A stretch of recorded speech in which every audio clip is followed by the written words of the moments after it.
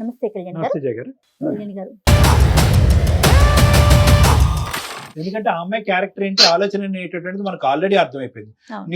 నీకుండేటటువంటి ఆ 3 క్వశ్చన్లకి సమాధానం పెద్ద రాబట్టం పెద్ద కష్టం కాదు. 2 నిమిషాల్లో నాకున్న అనుభవంతో నేను రాబట్టగలను. నేనేమంటున్నానంటే ఎండ్ రిజల్ట్ ఎలా ఉన్నా కూడా మన మంచికే వచ్చింది అనే విధంగా నువ్వు ముందుకు పో. అది నేను చెప్తున్నా. ఎందుకంటే 2 నెలల్లోనే ఇంత 70mm సినిమా చూపెట్టినటువంటి అమ్మాయి జీవితాంతం ఏ సినిమా నీకు చూపెడుతుంది? నీకు నీ కుటుంబ సభ్యులు ఒక పెద్ద గుడిబండ తెచ్చుకుని ఇంట్లో పెట్టుకున్నట్టుగా అనిపిస్తూ ఉంటుంది. ఒక వైట్ ఎలిఫెంట్ అంటారు ఇలాంటి వాళ్ళని, తల్లేనుగు. సో కాబట్టి నీకు కూడా నేర్చుకోవాల్సిన పాఠాలు కూడా ఇక్కడ ఉన్నాయి. ఇవన్నీ నేను ఆ అమ్మాయి ఎదుర్కొంటే చెప్పలేను కాబట్టి ఆ అమ్మాయికి ఫోన్ కలప ముందే నీతో చెప్తున్నాను. 2 ద్వారాలు ఓపెన్ చేయి, exit or entry, whatever it is. Okay, 2 accept చేయడానికి రెడీగా ఉండండి. తనైతే కావాలి సార్, కావాలి. మా పేరెంట్ అయితే వదులుకోలేను తన కోసం. ఓకే, ఫోన్ కలుపు, మాట్లాడదాం. ఏమని పేరు మేడం? స్వాతి. స్వాతి అంటండి. The person you are speaking with has put your call on hold. Please stay on the line. Hello, చెప్పమని. అమ్మా తిన్నావా? నువ్వు ఏంటి మ్యారేజ్ గురించి? ఆలోచించకండి, నువ్వు సెటిల్ అయినా చూద్దాంలే. చెప్పా కదమ్మా, అదే మ్యారేజ్ అయిపోయిన తర్వాత చేస్తానని. మ్యారేజ్ ఎందుకు సెటిల్ అయ్యేదేంటి? సెటిల్ అయితేనే మ్యారేజ్. ఇప్పుడు నువ్వు రెస్పాన్సిబిలిటీస్, తమ్ముని చదివించాలి, అమ్మని చూసుకోవాలి, నాన్నని చూసుకోవాలని ఆ 2 lakhs నువ్వు అవి చేయాలంటే ఇంకా మ్యారేజ్ చేసుకుని ఏం చేద్దామని? ముందు సెటిల్ అవుతారా చూద్దాంలే అవన్నీ. అలా అనుకోమ్మా, నీ జాబ్ వస్తే నాకు జాబ్ వచ్చినట్టు ఫీల్ అయ్యా, నువ్వు సక్సెస్ అయితే నేను సక్సెస్ అయినట్టు ఫీల్ అయ్యా.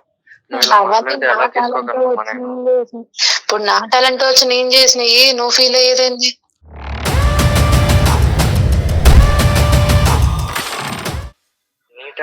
అంటే నేనే హెల్ప్ చేయలేదంటావా? ఒక రెజ్యూమే పంపించేసి సెట్ చేసేసినట్టున్నా నన్ను. రెజ్యూమ్ అంటే కోర్స్ ఇవన్నీ నేర్పించింది అదంతా నువ్వు నేర్పించే దాంట్లో ఉండదు, నువ్వు నేర్చుకుని పర్ఫార్మ్ చేసే దాంట్లో ఉంటది. ఇప్పుడు ఏమంటామ్మా మ్యారేజ్ గురించి? మ్యారేజ్ గురించి ఏమనేది ఏం లేదు. సెటిల్ అవ్వు. అసలు ఓన్ హౌస్ లేదు, ఏమీ లేదు. ఊరికి ముందు వచ్చి ఎంగేజ్మెంట్ చేసేసుకొని సెటిల్ అవ్వకుండా ఇప్పుడేమో పెళ్ళి అంటే ఎలా అవుతుంది? ముందు సెటిల్ అవ్వు. నా వాళ్ళు కావట్లేదు. ఎంగేజ్మెంట్ 1 year అవుతుంది.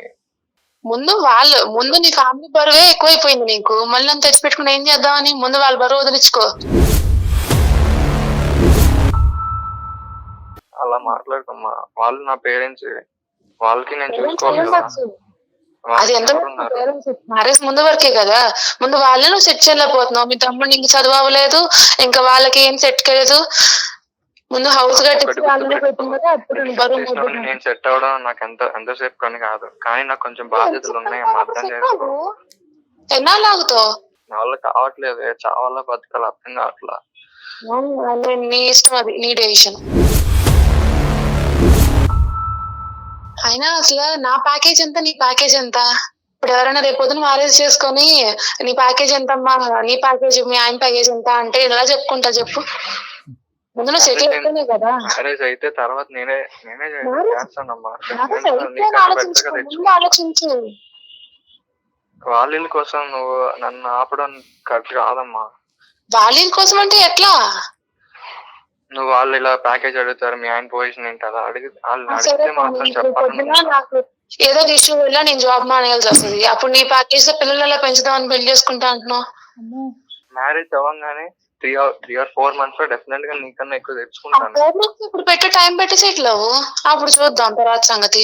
ఇంకా సొల్యూషన్ దొరకదేమమ్మా. నేను సుమన్ టీవీ నుంచి అందమైన జీవితం ప్రోగ్రామ్ లో సార్ ఉంటారు, కళ్యాణ్ చక్రవర్తి సార్, ఆయన చేయమేమో మాట్లాడండి ఒకసారి. అతని ఇంట్రడక్షన్ కూడా పాపం చేయలేదు. ఎంత డల్ అయిపోయాడంటే మాటలు కూడా రావట్లేదండి. అమ్మా స్వాతి, నమస్తే అమ్మా. నమస్తే సార్, చెప్పండి సార్. బాగున్నావమ్మా? బాగున్నాను సార్. అమ్మా సారీ, నీ పర్మిషన్ లేకుండా మేము బ్యాక్గ్రౌండ్ లో అంతా వింటూనే ఉన్నాము గోడచాటున. కానీ ఏంటంటే తప్పలేదమ్మా, తప్పనటువంటి పరిస్థితిలోనే మేము ఇలాంటి అవతారాలు ఎత్తవలసిన పరిస్థితి ఏర్పడుతూ ఉంటుంది. ఇప్పుడు ఏంటంటే ఇది చాలా బాధ కలిగిస్తుందమ్మా. అంటే నాకు యాజ్ ఏ ప్రొఫెషనల్ అవనియండి, లేదంటే జయ గారు యాజ్ ఏ సోషల్ పర్సన్ అవనియండి, చాలా బాధగా ఉంది. అంటే ఆడపిల్లలు అంటే మేము ఇంకా పూర్తిగా నీ స్టోరీ వినలేదనుకోండి, నువ్వు మాట్లాడిందే ఒక 5-10 నిమిషాలు. ఆడపిల్ల ఇంత క్రూరంగా ఆలోచించగలరా? అంటే ఇంత కఠినంగా క్రూరం అనేది తప్పు మాట ఏమో, క్షమించండి. ఇంత కఠినంగా ఆలోచించగలరా? అంటే జీవితానికి సంబంధించినటువంటి నిర్ణయాల్లో ఉమెన్ ఎంపవర్మెంట్, ఆడదాని యొక్క ఎదుగుదల అనేటటువంటి ఇలాంటి రకరకాల మాటలు మాట్లాడేటటువంటి ఈ క్రమంలో ఆడది ఒక సున్నితమైనటువంటి మనస్తత్వం పోగొట్టుకునే పరిస్థితికి వచ్చాము మనం. అలా దిగజారిపోయాం. అంటే ఎదగాలి అనేటటువంటి తత్వంతో పక్కన ఎవరు ఉంటే కనుక వాళ్ళని తొక్కుకుని వెళ్ళిపోవాలి, ఒక సున్నితమైన మనస్తత్వాన్ని వదిలేయాలి, మానవత్వాన్ని వదిలేయాలి, ప్రేమని త్యాగం చేసేయాలనే కాన్సెప్ట్లు కూడా మనం మాట్లాడుకుంటున్నావా? మాట్లాడుకోవట్లేదేమో కదా. ఏంటమ్మా నీ ఒకసారి నీ వివరణ చెప్పు. అంటే నీలో అతను చూపెట్టినటువంటి ఈ మార్పు ఇది నిజంగా నీకు ఉద్యోగం వచ్చినప్పుడే ఉందా, లేదంటే ఈ లెవెల్కి ఎదిగిన తర్వాత ఇలా చేద్దామని నువ్వు ఏమైనా ముందు నుంచే నిర్ణయం తీసుకున్నావా? అసలు మీ ప్రేమ ఎలా మొదలైంది? అసలు నువ్వు మనీ గురించి ఏమని చెప్పాలి అని అనుకుంటున్నావు? మనీ ఇప్పుడు ఉండేటటువంటి పరిస్థితి ఏంటి? అతను నువ్వు ఎప్పుడు పెళ్లి చేసుకుందాం అనుకుంటున్నావు? అసలు పెళ్లి చేసుకుందాం అనుకుంటున్నావా లేదా? వీటి గురించి కొద్దిగా వివరించి చెప్పమ్మా. సార్, మ్యారేజ్ అంటే ఇప్పుడు తను సెటిల్ అయ్యే దాని మీద ఆధారపడి ఉంటది. మా లవ్ 3 years అవుతుంది సార్. 1 year లవ్, ఇద్దరం ఒకటే ఆఫీస్ కొలీగ్స్. ఇంకా రిలేషన్షిప్ లో ఉన్నాము. అనుకోకుండా టెర్మినేషన్ వల్ల నా జాబ్ పోయింది. ఇంకా నా రెజ్యూమే ప్రిపేర్ చేసి తను నాకు కొంచెం గైడ్ చేసి పంపించారు వేరే ఎంఎన్సీ కంపెనీకి. నేను మంచిగా పర్ఫామ్ చేయడం వల్ల నాకు జాబ్ వచ్చింది. ఇప్పుడు 5 lakhs సార్ నాకు. అంతేనా? ఓన్లీ కాదమ్మా, ఓన్లీ రెజ్యూమ్ పంపించడమేనా? మిమ్మల్ని వేరే కోర్సు చదివించడం లాంటివి ఏమన్నా ఉన్నాయా? ఎందుకంటే తను చెప్పారు మనీ. మేడం నేర్పించారు, కానీ తను ఎంత నేర్పించినా సరే నేను పర్ఫామ్ చేసే దాన్ని బట్టి నేను నేర్చుకున్నాను. ఎంత ఖర్చు అయిందమ్మా దానికి? మనీ అవి నేను చూడలేదు సార్. తను నాకు అది అతను అంటే సుమారుగా 6 లక్షలు అయిందని చెప్పాడు. సర్లేండి, ఇప్పుడు మీకు 5 లక్షలు నెలకు వచ్చే వాళ్ళకి మీకు 6 లక్షలు కనిపించలేండి, కానీ సరే 6 లక్షలు ఖర్చు అయ్యింది. తను చేయవలసినటువంటి కోర్సో లేదంటే తన తమ్ముడు చేయించవలసినటువంటి కోర్సో ఇలాంటి రకరకాల ఆప్షన్స్ కూడా పక్కన పెట్టి ఎంగేజ్మెంట్ అయిన తర్వాత నేను ఆల్రెడీ ఆ కుటుంబంలో ఒక సభ్యురాలుగా యాక్సెప్ట్ చేసి నేను ఒక భారీగానే ట్రీట్ చేస్తూ అందరికీ లేనటువంటి ఒక గొప్ప, బహుశా మీ జీవితాన్ని మర్చిపోలేనటువంటి ఒక గొప్ప బహుమతి నీకు ఇచ్చాడు అన్నట్టుగా మాకు వినిపించింది. నీకు అనిపిస్తుందా లేదో కూడా చెప్పమ్మా. తను ఇచ్చుండొచ్చు సార్, కానీ సెటిల్ అవ్వాలి కదా. ఇప్పుడు నాతో ఈక్వల్ అవ్వాలి కదా సార్. ఇప్పుడు బయట చూసే వాళ్ళు ఏమంటారు? మరి మీరు కూడా సపోర్ట్ చేయండి అతనికి. ఏదన్నా కోర్స్ నోటి మాట కాదు కదమ్మా స్వాతి. ఇప్పుడు నేనేమంటున్నానంటే అతను మాట చెప్పి వదిలేలా మిమ్మల్ని ఎంకరేజ్ చేశాడు, దానికి కావాల్సిన సోర్స్ క్రియేట్ చేశాడు. మరి మీరు కూడా సోర్స్ క్రియేట్ చేయండి. మంచి పొజిషన్ లో ఉన్నారు కదా, 5 లక్షల జీతం తీసుకుంటున్నారు మీరు. సెటిల్ అవటం అంటే ఏంటో నాకు ఒక్కసారి డిఫైన్ చేయమ్మా. నాకు అస్సలు అర్థం కాదు ఈ సబ్జెక్టు. సెటిల్ అవటం అంటే ఏంటి? ఎన్ని లక్షలు వస్తే ఒక మగాడు సెటిల్ అయినట్టు? లేదంటే ఎన్ని లక్షలు వస్తే కనుక నువ్వు హ్యాపీ ఫీల్ అయ్యి అతను పెళ్లి చేసుకుంటావు? ఎన్ని లక్షలు కావాలి? ఇప్పుడు 5 దాటాలా?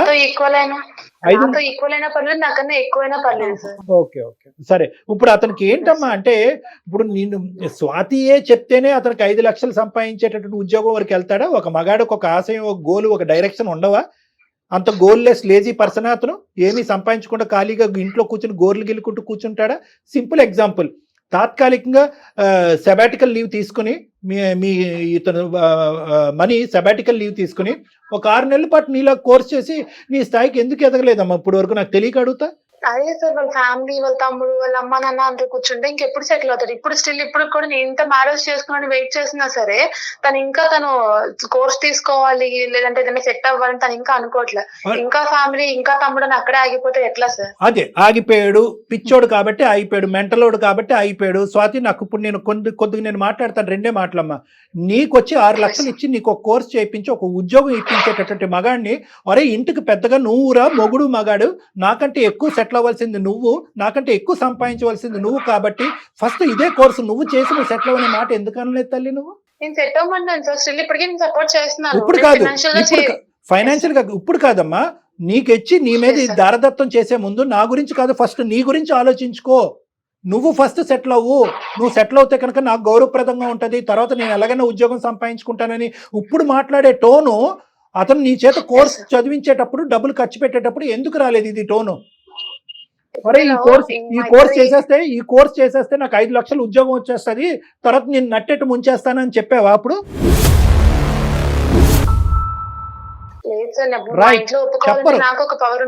చెప్పరు, మీరు చెప్పరు. ఎందుకంటే మీకు కావాల్సినవన్నీ ఆ దో అనే మాట నేను అన్నగాని మీకు కావాల్సినవన్నీ కూడా తీసేసుకున్న తర్వాత ఇప్పుడు ఆ మగాడిని ఇప్పుడు టిష్యూ పేపర్ కింద వాడుకుని రోడ్డు మీద వదిలేసి ఇప్పుడు ఆడు పిచ్చోడు అయ్యాడట్టున్నాడు.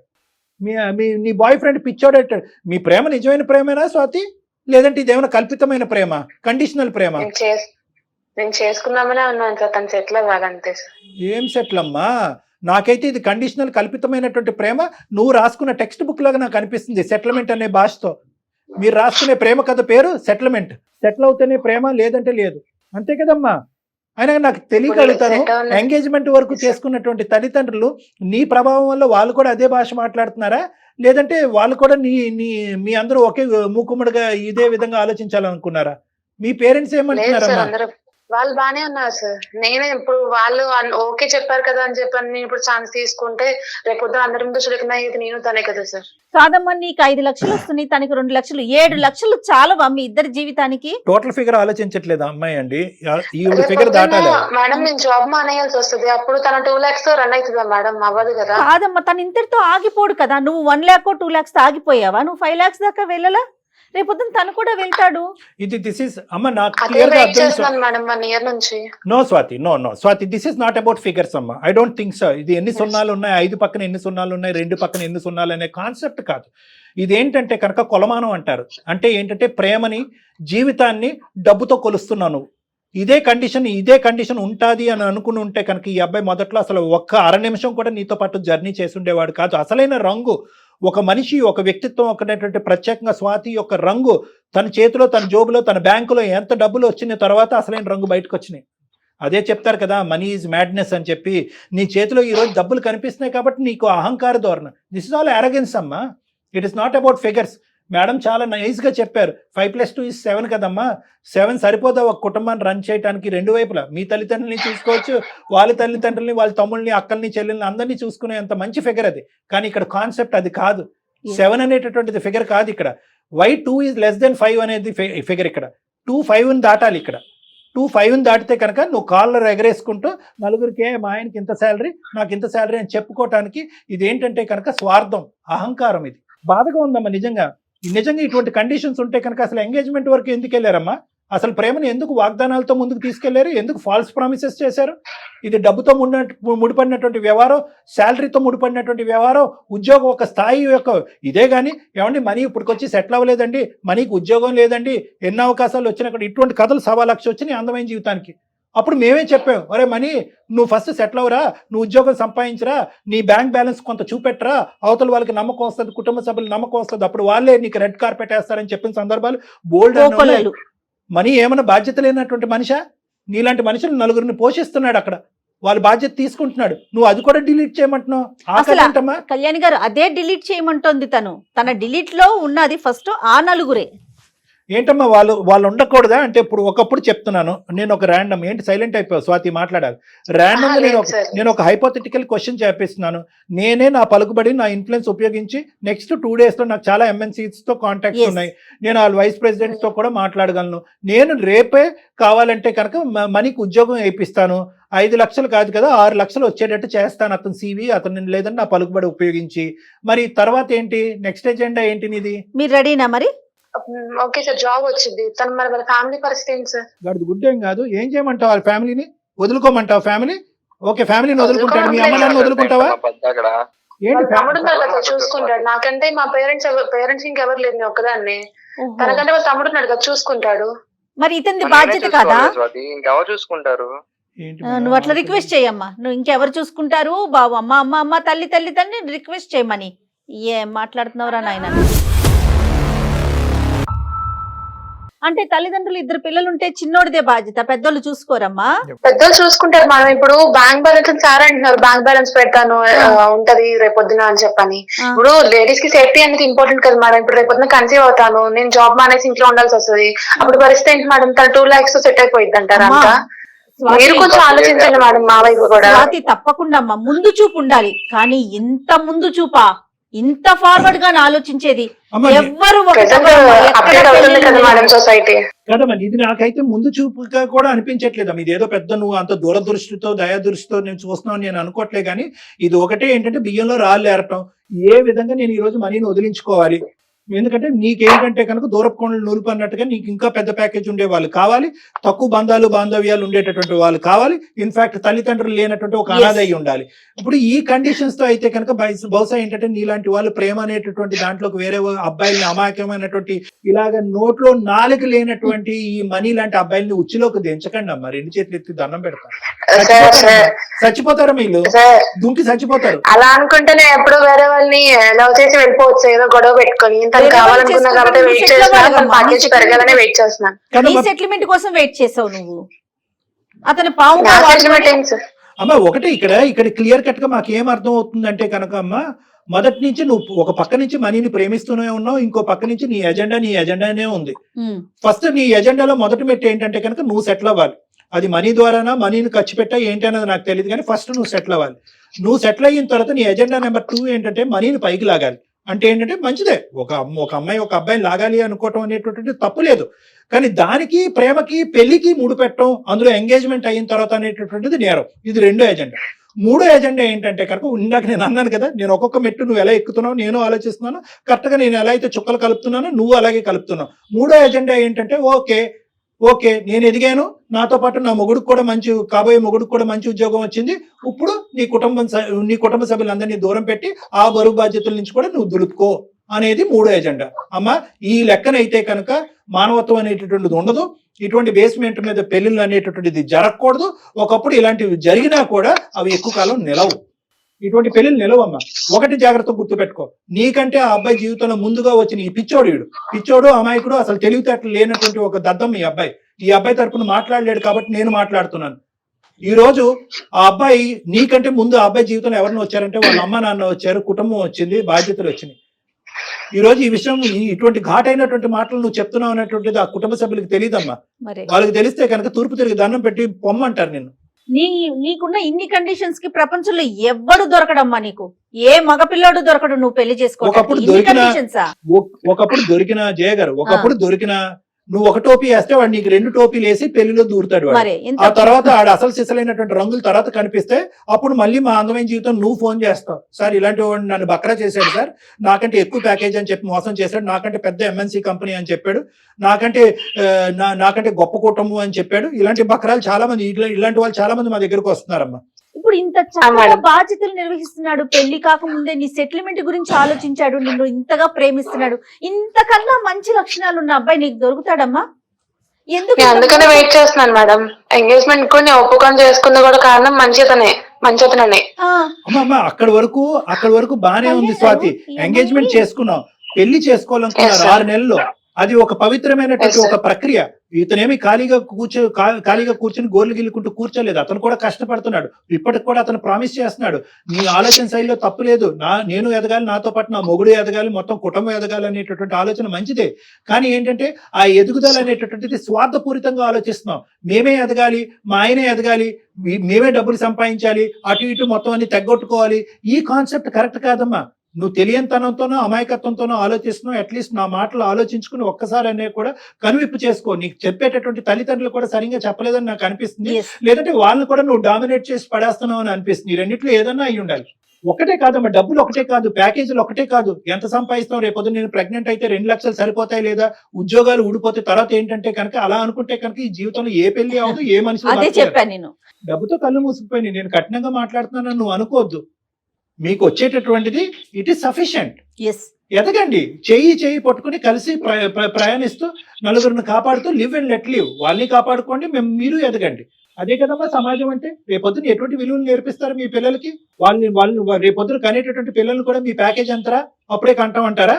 కాదుగా. మరి మీ అమ్మ నాన్న ఒకళ్ళు ప్యాకేజ్ ఒకళ్ళు చూసుకుని పెళ్లి చేసుకున్నారా, లేదంటే ఒకళ్ళ ప్యాకేజ్ ఒకళ్ళు చూసుకుని మిమ్మల్ని కన్నారా? ఏంటమ్మా ఈ ప్యాకేజీలు?